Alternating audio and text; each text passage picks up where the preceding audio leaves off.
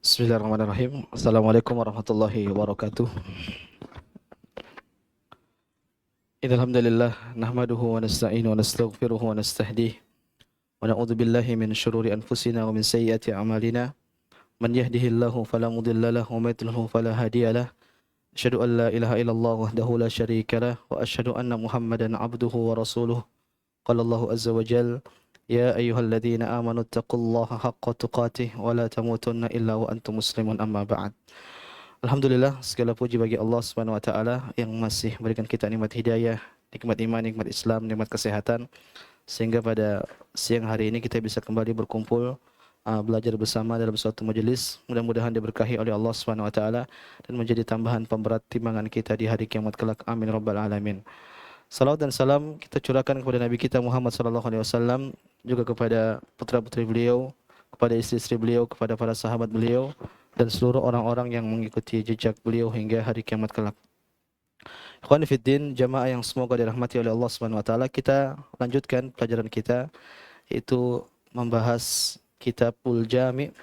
Itu kitab yang mengumpulkan, menghimpun hadis-hadis tentang adab dan tentang akhlak, yang kitab ini dikarang oleh Al-Imam Ibnu Hajar Al-Asqalani rahimahullahu taala. Dan pada siang hari ini kita lanjutkan membahas hadis yang kedua. Pada pertemuan lalu kita telah membahas hadis pertama. Siang hari ini kita mulai dari hadis yang kedua. Hadis yang kedua ini datang dari sahabat yang mulia Abu Hurairah radhiyallahu taala anhu. Dia berkata, qala Rasulullah sallallahu alaihi wasallam, Rasulullah sallallahu alaihi wasallam pernah bersabda, unzuru ila man huwa asfala minkum. Lihatlah kalian orang-orang yang berada di bawah kalian. Wala tanzuru ila man huwa fawqakum. Dan janganlah kalian melihat orang-orang yang berada di atas kalian. Fa huwa ajdaru alla tazdaru ni'matallahi 'alaikum. Karena hal tersebut akan membuat kalian tidak meremehkan nikmat yang telah Allah Subhanahu wa taala berikan kepada kalian. Hadis ini diriwayatkan Imam Muslim nomor 2963. Ikhwan fillah, jamaah yang semoga dirahmati oleh Allah Subhanahu wa taala, hadis yang kedua ini adalah hadis yang sangat agung, yang bisa jadikan kita bisa jadikan hadis ini sebagai prinsip kita dalam menjalani kehidupan di atas muka bumi ini. Itu kata Nabi, hendaknya kita melihat orang-orang yang di bawah kalian.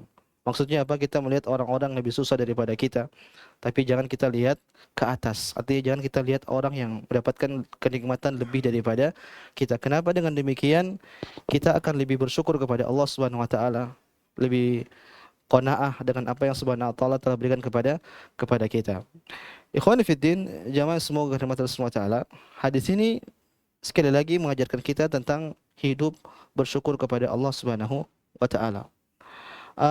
Kita tahu kita menjalani kehidupan kita pasti ada namanya cobaan dan juga pasti ada namanya kesenangan. Dan tatkala kita mendapatkan kesenangan, ketahuilah sebenarnya kita juga dalam mendapatkan kenikmatan dari Allah Subhanahu wa taala. Oleh karena kata para ulama, sesusah apapun kita sekarang saat ini, ketahuilah di sana juga masih ada orang yang lebih susah. Makanya yang harus kita lakukan, sikap kita dalam menghadapi ujian-ujian tersebut dan mendapati kenikmatan-kenikmatan yang sedang kita rasakan, yaitu kita tetap menjadi hamba yang bersyukur kepada Allah Subhanahu wa taala. Dan sangat sedikit orang yang merasakan hal tersebut. Makanya Allah mengatakan wa qalilun min ibadiyasy syakur. Sangat sedikit dari hambaku yang mereka bersyukur kepada Allah Subhanahu wa taala. Kenapa? Saya sering menjelaskan bahwasanya orang tatkala diberikan kenikmatan, terkadang dia lupa, dia tidak merasa itu adalah suatu kenikmatan. Contoh misalnya kita dapat kesehatan sekarang ini. Kita masih bisa beraktivitas, kita masih bisa melihat, kita masih bisa mendengar, kita masih bisa salat, bisa duduk. Ini sebenarnya semua kenikmatan dari Allah Subhanahu wa taala yang mungkin sekarang kita merasa ini bukan kenikmatan. Kenapa demikian? Karena kenikmatan tersebut selalu berulang, seakan-akan menjadi ini suatu hal yang wajib yang Allah Subhanahu wa taala berikan kepada kepada kita. Padahal kalau Allah tidak mau berikan kepada kita, ini terserah Allah Subhanahu wa taala, dan Allah mampu untuk melakukan hal tersebut. Bisa saja kita bangun tiba-tiba kita tidak bisa melihat, kan bisa saja. Atau kita bangun tiba-tiba kaki kita tidak bisa berjalan. Atau mungkin tiba-tiba kita berdiri kita tidak bisa ngomong. Kan bisa saja Allah lakukan hal tersebut. Tapi tatkala Allah berikan kita tiap hari nikmat-nikmat tersebut, maka kita merasa seakan-akan ini adalah suatu keharusan yang Allah Subhanahu wa taala berikan kepada kita, sehingga kita pun lupa bersyukur atas semua nikmat yang Subhanahu wa taala berikan kepada kita ini. Akhirnya dalam hadis Nabi sallallahu alaihi wasallam bersabda, "Ni'matani maqbunun fihi ma katsirun minan nas." Ada dua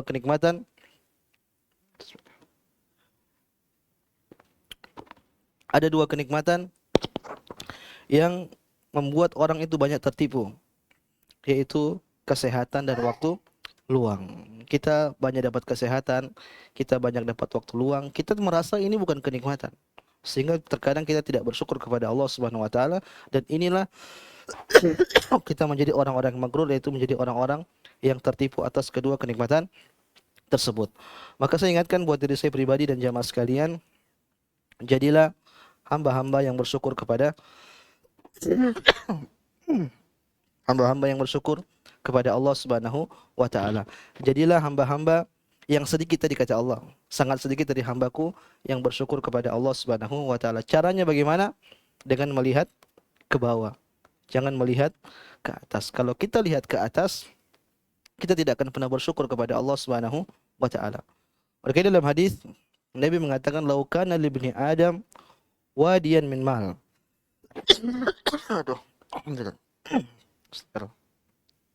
Kalau ada anak Adam, dia punya emas satu lembah atau dua lembah, kata Nabi SAW, labtagha salisan, maka pasti dia pengen punya emas yang ketiga. Artinya dia bakal puas. Sudah punya motor Nmax, lihat orang punya Xmax, pengen Xmax. Dia punya Xmax, ada motor besar lagi, pengen lagi, nggak ada habisnya. Punya mobil, misalnya sudah alhamdulillah punya Avanza, ada orang pakai Pajero misalnya, pengen kejar lagi. Kita kalau lihat ke atas terus tidak akan ada habisnya.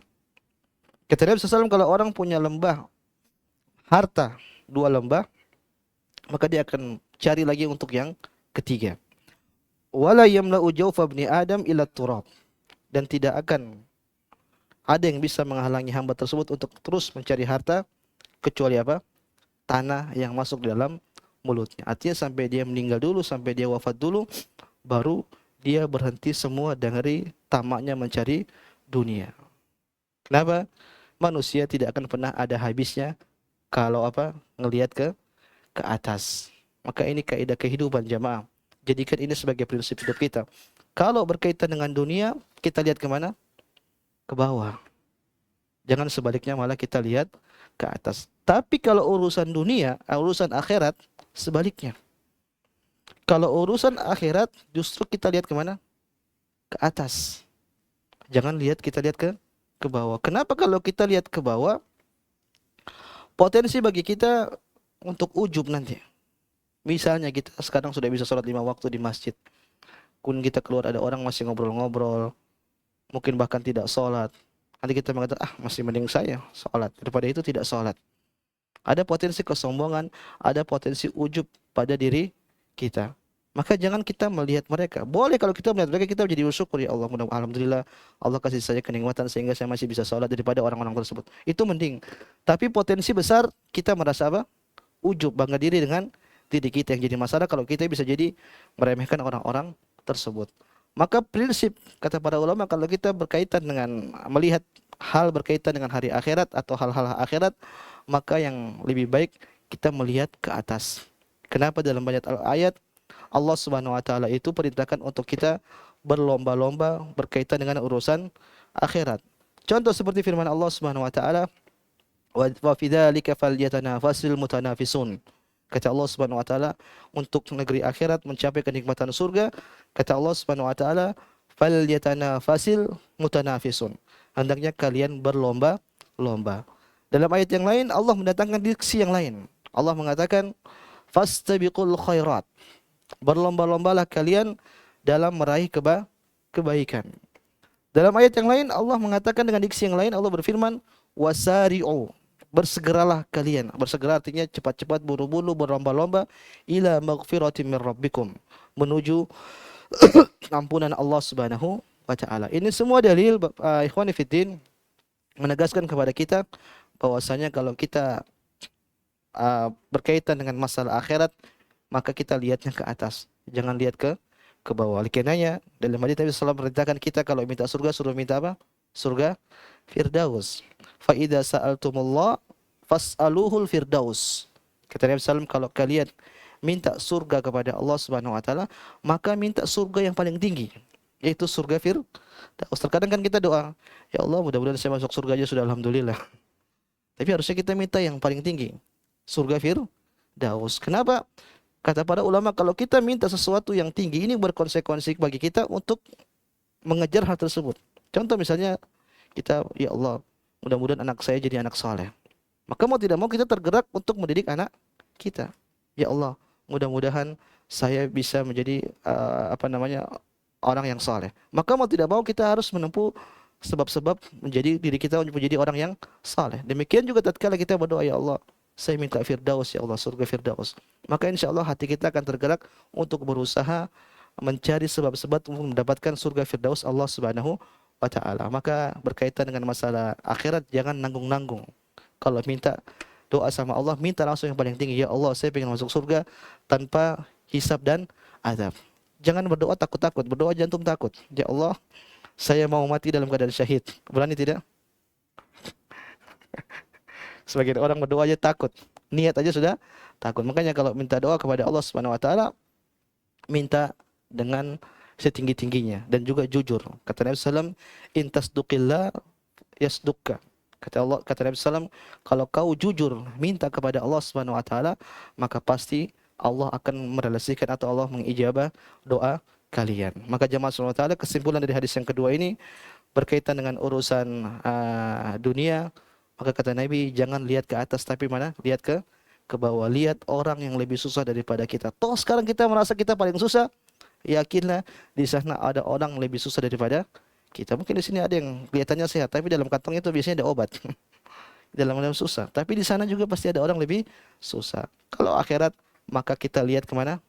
Ke atas, tapi jangan lihat ke bawah. Wallahu ta'ala alam. Ikhwani fiddin, hadis selanjutnya, hadis yang ketiga. Hadis dari sahabat yang mulia Nawas bin Sam'an. Nawas bin Sam'an radhiyallahu taala anhu qala, dia berkata, Sa'altu Rasulullah sallallahu alaihi wasallam 'anil birr wal ithim. Aku pernah bertanya kepada Nabi sallallahu alaihi wasallam tentang albir. Albir itu kebaikan, wal ithm, dan juga saya bertanya tentang dosa. Ithm itu dosa. Faqala, maka Nabi sallallahu alaihi wasallam pun menjawab tentang apa itu dosa, apa itu kebaikan. Nabi mengatakan, albirru husnul khuluq. Kebaikan itu adalah akhlak yang baik. Wal ithm, dan dosa itu mahaka fi sadrik, itu sesuatu yang menggelisahkan hatimu, wa karihta an yattali alaihin nas, dan kau tidak suka kalau orang melihat kau melakukan hal tersebut. Hadis ini diriwayatkan oleh Imam Muslim nomor 2553. Ikhwan fiddin, jamaah yang semoga dirahmati Allah Subhanahu wa taala, dalam hadis ini Imam Ibnu Hajar mendatangkan hadis ini untuk menjelaskan kepada kita tentang apa itu dosa dan apa itu kebaikan. Ini hebatnya Nabi SAW. Nabi itu ditanya, beliau bisa menjawab dengan kalimat yang ringkas, jawami'ul kalim. Jadi ungkapannya, diksinya dikit, tapi bersyarat makna yang sangat banyak. Tidak kayak kita. Kita terlalu banyak omong ini, tapi inti dari poin yang diomongkan itu sangat sedikit. Beda dengan Nabi SAW. Dan inilah diantara salah satu mukjizat Nabi SAW. Oleh karenanya, jamaah SWT, faedah aja. Kita kalau mau berdoa, hendaknya kita berdoa dengan doa yang dilafalkan oleh Nabi SAW. Kenapa doa Nabi itu jawami'ul kalim? Lafalnya sedikit tapi mendatangkan syarat makna yang sangat banyak. Contoh doa yang luar biasa, doa apa? Sapu jagat. Rabbana atina fid dunya hasanah wa fil akhirati hasanah wa qina benar. Kalau orang dia nggak bisa doa, dia nggak pandai untuk berdoa kepada Allah Subhanahu Wa Taala, sebenarnya mengucapkan doa itu sudah cukup. Kenapa? Ini doa melingkup semua kebaikan di dunia dan juga kebaikan di akhirat. Bahkan sebagian ulama, tatkala mereka menjelaskan tentang doa tersebut, mereka mengatakan ini salah satu doa untuk minta istri soleha. Luar biasa. Yang belum nikah kalau minta istri soleha, doa ini. Rabbana atina fid dunya hasanah, ya Allah, berikan kepadaku kebaikan yang baik di dunia. Dan kata Nabi SAW, khairul mata fid dunya, sebaik-baik perhiasan di dunia, almar'atus salihah, sebaik-baik kebaikan perhiasan di dunia ini yaitu wanita soleh. Luar biasa. Doa Rabbana atina kok bisa minta istri soleha.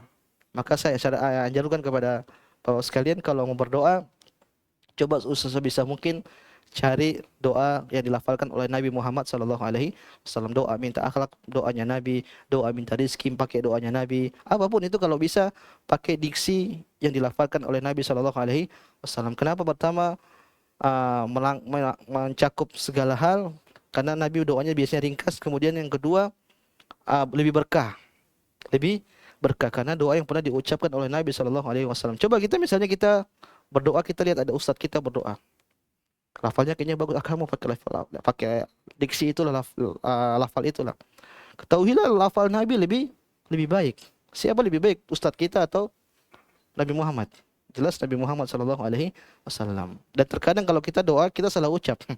Salah ucap bisa jadi salah salah yang diucapkan. Maka lebih baik kalau kita mau berdoa pakai lafal Nabi SAW. Kita kembali. Ini Nawas bin Sam'an datang kepada Nabi. Dia tanya, Rasulullah, apa itu kebaikan dan apa itu dosa? Lihat, ini pertanyaannya para sahabat radhiyallahu taala anhum. Ini menjelaskan bahwa mereka itu kalau bertanya sesuatu memang yang benar-benar ujian, yang benar-benar bermanfaat bagi mereka. Dan pertanyaannya luar biasa, tanya tentang kebaikan dan tanya tentang keburukan. Coba kalau saya ditanya tentang, saya bingung itu jawab apa. Kebanyakan kebaikannya banyak. Melakukan ini semua kan kebaikan. Keburukan juga banyak. Tapi lihat, ternyata Nabi SAW memilih jawaban yang sangat indah. Beliau mengatakan apa? Albirru husnul khuluq. Kebaikan itu adalah berakhlak yang baik. Luar biasa. Seakan-akan Nabi ingin jelaskan kepada Nawas atau kepada kita semua, kepada umatnya, bahwasanya kebaikan itu pada intinya adalah akhlak yang baik. Karena akhlak yang baik akan mendatangkan pahala yang sangat banyak. Kita berakhlak kepada Allah dengan menjalankan perintahnya dan menjauhi larangannya, dan juga kita berakhlak kepada manusia, kita pun mendapatkan pahala dari sisi Allah Subhanahu wa taala. Seakan-akan Nabi mengatakan sudah kebaikan itu intinya pada akhlak yang baik. Dan banyak hal yang seperti ini disebutkan oleh Nabi, contoh-contoh kalimat ringkas yang dibuat oleh Nabi. Contoh misalnya Nabi ditanya tentang, Nabi pernah bersabda, ad-du'a'u huwal ibadah. Doa itu apa? Ibadah. Padahal kita tahu doa itu banyak. Salat, puasa, zakat, menuntut ilmu, semua itu doa, semua itu ibadah.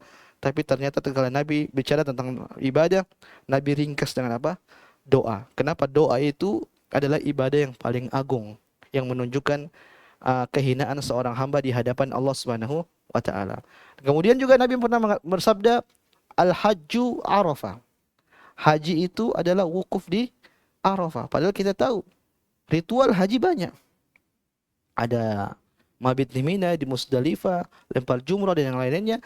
Tapi Nabi tidak sebutkan itu semua. Nabi hanya menyebutkan al-hajju Arafah. Ibadah haji itu adalah wukuf di Arafah. Kenapa? Sekali lagi, wukuf Arafah ini ibadah yang paling sangat agung di sisi Allah Subhanahu wa taala pada ritual ibadah haji. Kenapa? Di situ para jamaah haji mereka menghinakan diri mereka, bertadallul, memohon kepada Allah Subhanahu wa taala. Demikian juga tatkala Nabi SAW ditanya tentang kebaikan, maka Nabi tidak berpanjang lebar menjelaskan ini itu tidak, tapi Nabi ringkas dengan apa? Husnul khuluq, yaitu akhlak yang baik. Ini menjelaskan kepada kita jamaah Subhanahu wa taala, kalau kita ingin meraih kebaikan yang sangat banyak di sisi Allah Subhanahu wa taala, maka kita harus menjadi hamba-hamba yang memiliki akhlak yang baik. Dalam hadis Nabi SAW mengatakan, innar rajula la yudriku bi husni khuluqihi darajat as-sha'imil qa'im. Sesungguhnya akhlak yang mulia itu bisa mengangkat derajat seorang seperti derajat orang yang sholat malam dan orang yang berpuasa. Luar biasa. Jadi ada orang, dia nggak sholat malam, dia juga tidak puasa sunnah mungkin, tapi dia akhlaknya baik. Maka orang seperti ini nanti derajatnya sama dengan orang yang sholat malam dan juga sama dengan orang yang suka puasa sunnah. Maka kita yang tidak kuat sholat malam, mungkin puasanya juga jarang-jarang, di antara hal yang bisa mengangkat derajat kita yaitu dengan berakhlak yang baik.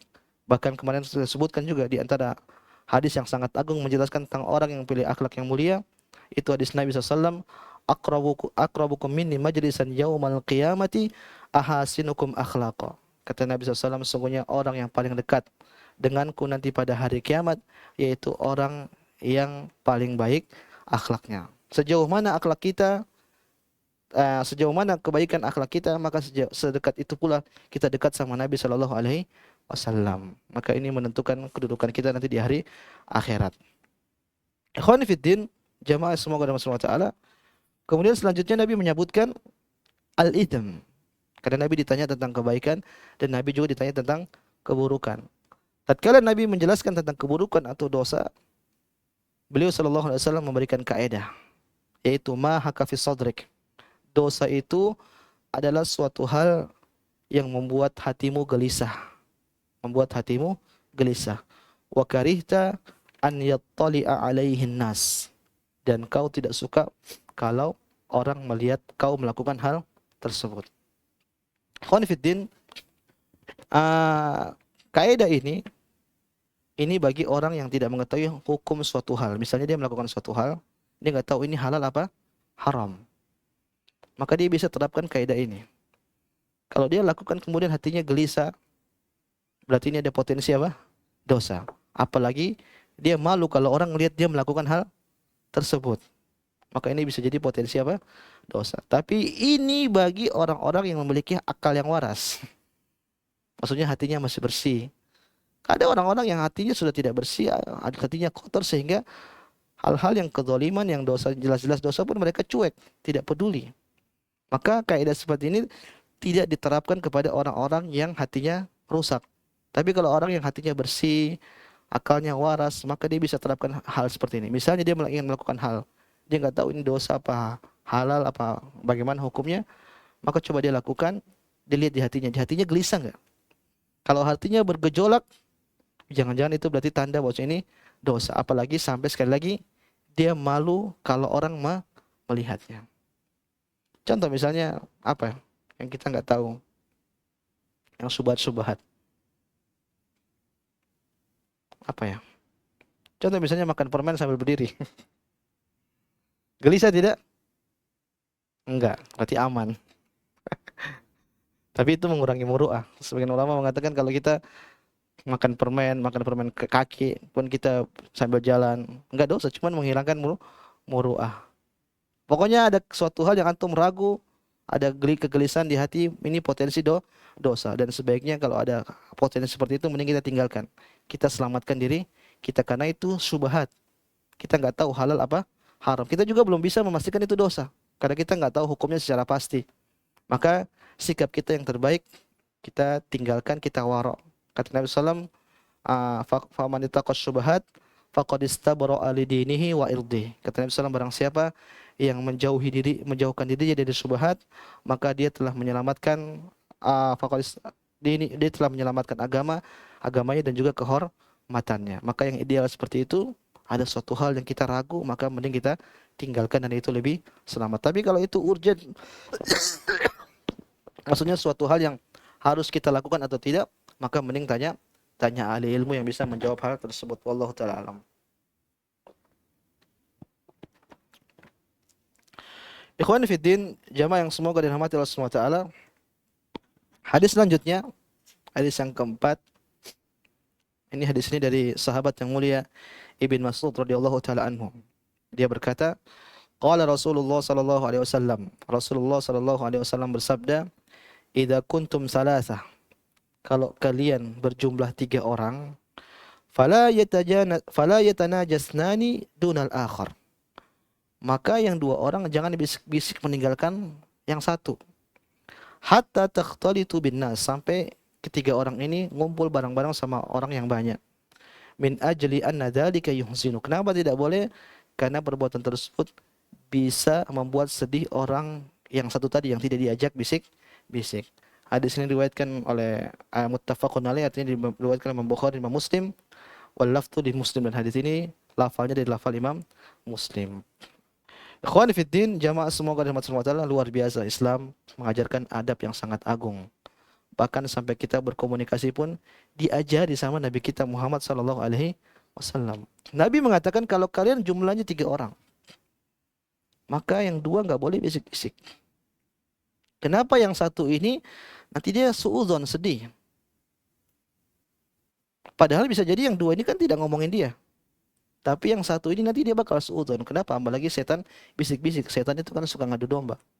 Maka tidak boleh seperti itu. Kapan boleh? Kalau 3 orang ini akhirnya berkumpul dengan orang banyak. Misalnya tambah 1 orang, 4 orang jadinya. Maka 2 bisik-bisik, 2 ditinggal, kata para ulama ini boleh. Kenapa? 2 orang ini akan bisa husnudzon. Karena mungkin ini ada perihal penting yang tidak perlu didengar oleh 2 orang ini. Tapi kalau cuma 1 orang yang ditinggal, maka ini potensi membuat orang suudzon. Dan dikiaskan hal yang seperti ini jamaah, tidak harus bisik-bisik. Pakai bahasa daerah. Misalnya ada 2 orang Padang, yang 1 orang Sunda. Ternyata 2 orang Padang ini ngobrol pakai bahasa Padang. Yang Sunda ini nggak paham ini ngomong apa ini. Maka ini dalam syariat kita tidak boleh. Kenapa? Si Sunda ini nanti dia suudzon. Kenapa sih ngomong pakai bahasa daerah? Padahal orang bahasa daerah, bahasa orang Padang ini belum tentu ngomongin dia kan. Cuman ini akan membuat potensi orang suudzon. Maka jangan lakukan hal yang seperti itu. Jangan bisik-bisik 3 orang, atau jangan pakai bahasa yang tidak dipahami oleh teman kita. Wallahu taala a'lam. Ini hadis yang keempat, yaitu ringkasnya adalah hadis yang tidak boleh kita berbisik-bisik. Dan ternyata ini juga disyaratkan dari Allah Subhanahu wa taala dalam Al-Qur'an. Luar biasa, dalam Al-Qur'an Allah mengatakan, "Innaman najwa minasyaiton liyahzunal ladzina amanu." Sesungguhnya bisik-bisik itu dari syaitan, liyahzunal ladzina amanu, agar menjadikan orang-orang beriman itu bersedih. Ternyata dalam Al-Quran pun Allah tegaskan tidak boleh kita berbisik-bisik, karena hal tersebut bisa membuat orang-orang beriman itu bersedih. Wallahu ta'ala alam. Ikhwani fiddin, hadis selanjutnya, hadis yang kelima, hadis dari Ibnu Umar radhiyallahu ta'ala anhu. Dari Ibnu Umar radhiyallahu ta'ala anhuma, qala, dia berkata, qala Rasulullah sallallahu alaihi wasallam. Rasulullah sallallahu alaihi wasallam bersabda, la yuqimur rajulur rajula min majlisihi thumma yajlisu fihi. Tidak boleh seorang itu memberdirikan orang lain dari tempat duduknya, kemudian dia duduk di tempat duduk tersebut. Walakin tafassahu wa tawassau. Tapi hendaknya mereka saling berlapang dan saling merenggangkan tempat duduk mereka. Muttafaqun alaih. Hadis ini diriwayatkan oleh Imam Bukhari dan juga Imam Muslim. Saya ulang hadisnya, Nabi mengatakan, la yuqimur rajulur rajula min majlisi tsumma yajlisu fihi. Tidak boleh seorang itu memberdirikan orang lain dari tempat duduknya, kemudian orang yang memberdirikan ini duduk di tempat duduk orang yang berdiri tadi. Walakin tafassahu wa tawassau. Tapi hendaknya mereka saling melapangkan tempat duduk dan saling merenggangkan tempat duduk. Ikhwani fiddin, hadis ini berbicara atau menjelaskan kepada kita tentang adab bermajelis. Adab majelis juga diatur oleh agama Islam. Di antara dalilnya tentang hadis ini. Ikhwani fiddin, bagaimana sikap kita dalam bermajelis? Dijelaskan oleh para ulama, kalau kita dalam bermajelis, kemudian kita datangnya terlambat, biasanya tabligh akbar, ustaz besar, atau mungkin sholat Jumat lah. Maka sikap kita harusnya kita cari tempat-tempat kosong. Tempat-tempat kosong. Kita ngisi dulu tempat-tempat yang kosong. Misalnya ada tempat kosong di depan, ya nggak apa-apa masuk ke depan, tapi dengan cara yang sopan. Jangan sampai kita ngelangkah-ngelangkahin pundak-pundak orang. Karena itu bentuk tidak sopanan kepada orang-orang tidak beradab. Kita jumpai beberapa orang kayak begitu. Ngelangkah. Kalau kau mau di depan, kau datang lebih awal. Tapi kalau kau mau mengisi, maka minta dengan sopan. Maka ini sikap pertama. Kalau kita terlambat atau kita telat, maka kita cari dulu tempat-tempat yang kosong. Kemudian yang kedua jamaah semua taala, kalau misalnya kita dapati tempat memang tidak ada yang kosong. Misalnya saya jadi ketua DKM. Saya datang lihat tempat full. Maka saya ada suruh anak kecil, saya suruh berdiri, saya duduk saya tempat di situ. Boleh tidak seperti ini? Tidak boleh. Inilah yang dilarang oleh Nabi Shallallahu alaihi wasallam. Meskipun mungkin dia pewakaf masjid. Meskipun mungkin dia yang bangun masjid. Tahuilah orang kalau sudah bangun masjid, wakaf masjid, masjidnya itu berarti milik siapa? Milik Allah Subhanahu wa taala, waqfun lillah. Maka dia tidak punya berhak, dia hanya sebagai pengurus. Maka kalau pengurus kau telat, kau silakan di belakang. Jangan duduk di depan. Apalagi sampai ngusir-ngusir orang karena masjid milik Allah Subhanahu wa taala. Maka sikap yang bijak dia tidak boleh seperti itu. Yang sikap yang bijak adalah orang yang apa namanya? Yang sudah penuh terus dimintai geser, maka yang dimintai geser ini harus langgangkan apa? Tempat duduk. Harusnya seperti itu. Dan tidak boleh sebagian ulama mengatakan misalnya saya jadi anak kecil ya, tiba-tiba ada orang terpandang lah datang, kemudian saya bilang, "Pak, duduk sini Pak, saya biar di belakang aja." Ini dalam sikap Islam, dalam adab Islam tidak boleh seperti ini. Tidak boleh. Yang benar kita geser dikit, Pak, sini Pak, duduk sini. Saya duduk, jadi duduk bareng. Kita tidak boleh melepaskan hak yang kita sudah miliki tadi kita berikan kepada orang. Dan sikap orang yang diberikan seperti itu, misalnya saya sering Ustadz gitu, Ustadz sini maju depan. Sikap saya seharusnya tidak usah terima. Kenapa? Itu lebih hak dia. Kita nggak tahu hati seorang muslim itu seperti apa. Tapi kita lihat juga, kalau kondisinya sepertinya dia memang rela dan memang kalau kita nolak dia tersinggung, maka kita tetap ambil. Tapi kalau kita lihat kayaknya dia tidak enakan, cuman karena nggak enak aja, maka jangan terima. Maka yang benar demikian jamaah, kalau kita telat, kita minta tolong untuk menggeser. Dan kalau orang yang menggeser memberikan, tadinya mungkin dia tempatnya luas, kemudian dia geser dikit, tahuilah dia akan mendapatkan ganjaran besar dari Allah Subhanahu wa taala. Dalam Al-Qur'an Allah Subhanahu wa taala berfirman, "Ya ayyuhalladzina amanu, idza qila lakum tafassahu." Wahai orang beriman, kalau ada orang datang mengatakan kepada kalian, geser dikit dong fil majlis, fafsahu yafsahillahu lakum. Kata Allah, maka geser sedikit, maka Allah akan melapangkan urusanmu. Tatkala para ulama menjelaskan ayat ini, ahli tafsir mereka mengatakan ini ayat dibawakan secara umum. Apa yang dilapangkan oleh Allah Subhanahu wa taala? Urusan dunia, apalagi urusan akhirat. Bahkan sampai sebagian ulama mengatakan kita cuma geser suruh orang duduk samping kita aja, yang tadinya kita mungkin luas, akhirnya kita sempit-sempitan, maka nanti di Allah akan mengganjar kita dengan mengganjar kelapangan harta yang Allah Subhanahu wa taala berikan kepada kita, luar biasa. Cuman geser dikit aja. Tapi ganjarannya luar biasa. Saya bacakan perkataan Al-Baghawi, dia mengatakan yuwassi'ullahu lakumul jannata wal majlisa fiha. Tatkala kita melapangkan tempat duduk buat orang duduk, kata Imam Al-Baghawi tatkala beliau menafsirkan ayat tadi, beliau mengatakan maka Allah akan melapangkan kepada kalian itu surga dan melapangkan majelis kepada kalian dalam surga. Luar biasa. Cuman geser sebentar. Salat Jumat berapa lama sih? Paling khutbah 10 menit, 15 menit. Kalau yang benar, biasanya yang sejam. Harus sabar. Dalam perkataan yang lain, Asy-Syaukani mengatakan yuwassi'ullahu lakum fil jannah. Allah akan melapangkan kalian surga. Au fi kulli ma turidun atafassu fihi minal makan war rizq wa ghairihima. Dan segala hal yang kalian ingin kelapangan pasti Allah akan kasih. Contohnya misalnya tempat, misalnya kita pengen tempat yang luas, pengen rumah yang luas, bisa jadi Allah kasih. Wa rizq, dan juga rizki. Kita pengen rizki yang lapang, Allah akan kasih. Wa ghairihima, dan selain keduanya. Caranya bagaimana? Geser sedikit kalau orang mau duduk di samping kita. Amalan sepele tapi ternyata ganjarannya sangat besar di sisi Allah Subhanahu wa taala. Maka jamaah subhanahu wa taala, lihat hadis ini, ingatkan tadi Nabi mengatakan la yuqimur rajula min majlisihi tsumma yajlisu fihi. Tidak boleh seorang mendirikan orang lain dari tempat duduknya kemudian dia duduk di situ. Tapi yang benar adalah tafassahu wa tawassau. Hendaknya mereka saling berlapang dan saling menanggangkan tempat duduk. Dan tadi ganjarannya sangat besar. Allah mengatakan, "Idza qila lakum tafassahu fafsahu yafsahillahu lakum." Kalau diminta kepada kalian untuk melapangkan tempat duduk, maka lapangkanlah tempat duduk, niscaya Allah akan melapangkan kalian. Apa yang dilapangkan? umum di dunia ataupun di akhirat. Dunia bisa semua hal yang kita pengen dilapangkan Allah akan lapangkan, apalagi nanti di surga Allah Subhanahu wa taala. Wallahu taala a'lam. Ikhwan fillah, hadis selanjutnya, hadis yang keenam. Ini hadis-hadis ringan, hadis-hadis adab. Hadis dari Ibnu Abbas radhiyallahu taala anhuma. Nabi sallallahu alaihi wasallam bersabda, "Idza akala ahadukum ta'aman fala yamsah yadahu hatta yal'aqaha aw yul'iqaha." Muttafaqun alaih. Kata Nabi sallallahu alaihi wasallam, kalau salah seorang di antara kalian makan, maka janganlah dia mengusap tangannya sampai dia menjilatnya atau dia menjilatkan tangannya tersebut kepada orang lain. Jilat dulu. Saya ulang, jika salah seorang di antara kalian makan, maka jangan dia lap tangannya atau cuci tangannya sampai dia jilat tangannya atau dia jilatkan tangannya tersebut kepada orang lain. Hadis ini diriwayatkan oleh Imam Bukhari dan juga Imam Muslim. Ikhwan fillah, hadis ini hadis yang perlu kita dengar dan kita perlu pahami.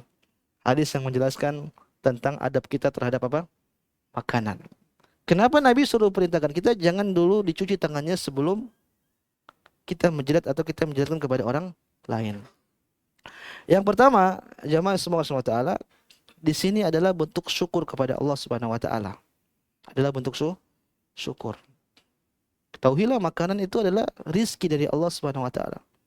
Maka tatkala kita ambil, harusnya kita ambil secukupnya dan kita bersyukur dan kita bentuk syukur kita kepada Allah Subhanahu wa taala dengan kita menghabiskan makanan tersebut.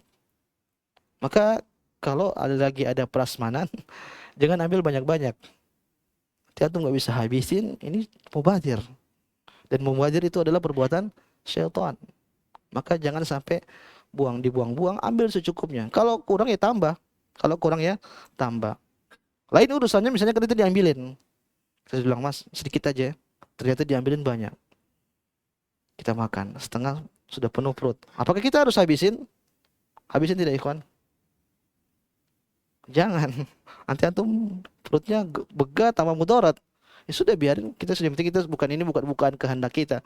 Maksudnya ada mudarat di situ, kalau kita habisin perut kita sakit atau yang lainnya, udah tinggalin. Menurut saya kalau tidak mubazir itu kalau kita ngambil makanan sendiri. Jangan sampai kita ambil berlebihan, akhirnya kita tidak bisa habisin. Ini yang pertama. Dengan kita menghabiskan semua yang di tangan, apalagi yang di piring. Ini bentuk syukur kita kepada Allah Subhanahu wa taala. Kemudian yang kedua, jamaah semua wa taala, dalam hadis Nabi menyebutkan, "Innakum la tadruna fi ayyihil barakah."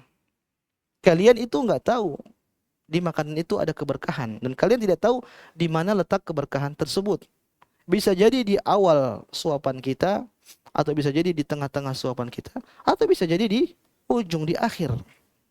Maka kalau kita pengen cari keberkahan, kita habisin semua itu supaya kita mendapatkan keberkahan dari Allah Subhanahu wa taala. Apa sih keberkahan dari makanan? Ya kita kenyang, kita sehat. Beda dengan makanan tidak berkah, mau makan sebanyak-banyak mungkin bisa jadi timbul penyakit atau yang lainnya.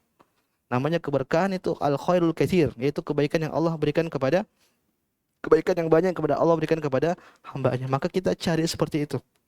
Ini di antara hikmah kata para ulama, tidak boleh kita mencuci tangan sebelum kita menjilati kotoran bukan kotoran, makanan-makanan yang ada di tangan kita. Maka ini sunnah yang ditinggalkan. Meskipun kita lihat mungkin kelihatannya tidak peduli, itu sunnah Nabi Shallallahu alaihi wasallam. Kalaulah di tangan harus dikoreti, apalagi di piring, harusnya piring juga bersih. Yang menjadi pertanyaan antum, mungkin Nabi tadi mengatakan au yul'iqaha, atau jilatin kepada orang. Antum jangan praktekin ke teman antum. Habis makan, terus tangan antum ke teman. Nggak gitu. Kata para ulama, tatkala mereka mensyarah di sini, mereka mengatakan ini bisa dipraktekkan antara seorang suami kepada istrinya atau seorang orang tua kepada anaknya. Tentu praktek maksudnya. Bahkan para ulama mengatakan ini bisa menimbulkan kasih sayang di antara mereka. Allah Ta'ala. Lihat Nabi SAW itu kalau minum sama istrinya, dia cari mana bekas minum istrinya, baru dia minum di bekas tersebut. Kenapa? Dia cuman pengen ngambil perhatian dari istrinya. Seperti itulah kira-kira akhlak Nabi SAW yang kita mungkin kalau mau niru akan susah meniru akhlak tersebut. Wallahu taala a'lam. Ini hadis yang keberapa? Hadis yang keenam. Satu hadis lagi biar pas jam 1. Itu hadis yang ketujuh, hadis dari Abu Hurairah radhiyallahu taala anhu. Beliau mengatakan liyusallimis saghir 'alal kabir. Hendaknya yang muda itu memberikan salam kepada yang senior. Aku bilang tua tapi senior aja. Wal mar 'alal qa'id.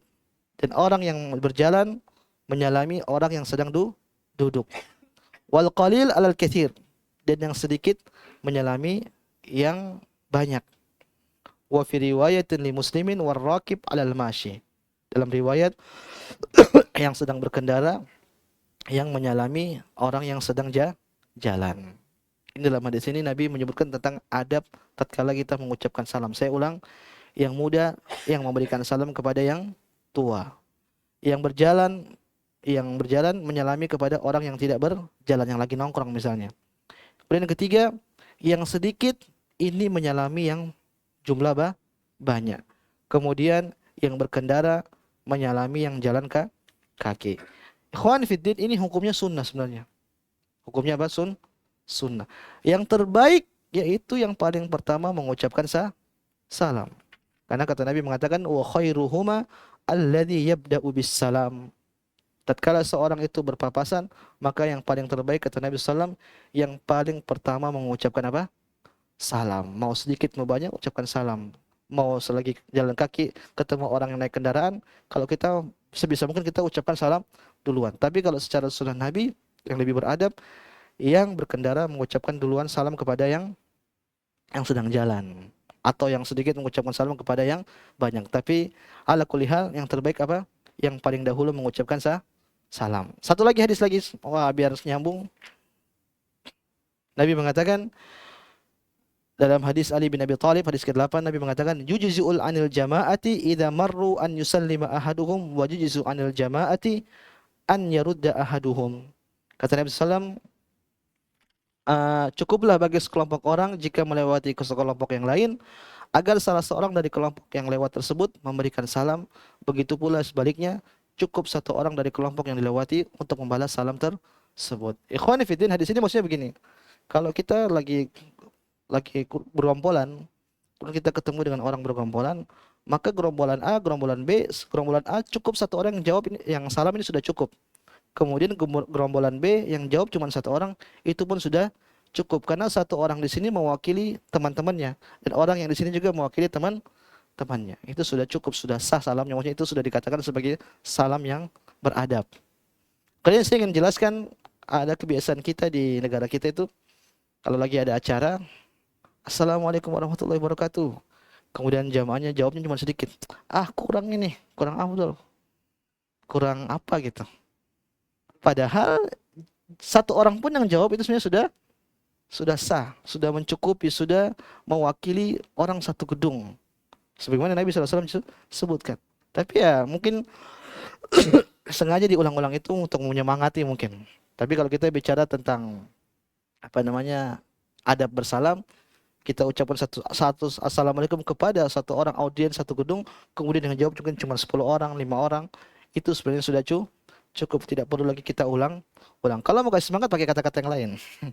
Kata-kata yang lain. Mungkin belum makan apa yang lain, boleh lah. Tapi kalau salam idealnya seperti itu. Kita sekali aja ada yang sudah jawab, berarti itu sudah mencukupi jamaah yang sudah ada. Wallahu taala alam, jamaah sallallahu taala ini yang bisa kami sampaikan berkaitan dengan kesempatan siang hari ini.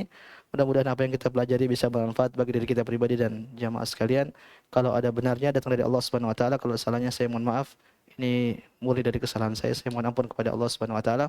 Saya tutup, subhanakallah bihamdik asyhadu an la ilaha illa anta astaghfiruka wa atubu ilaik. Assalamualaikum warahmatullahi wabarakatuh.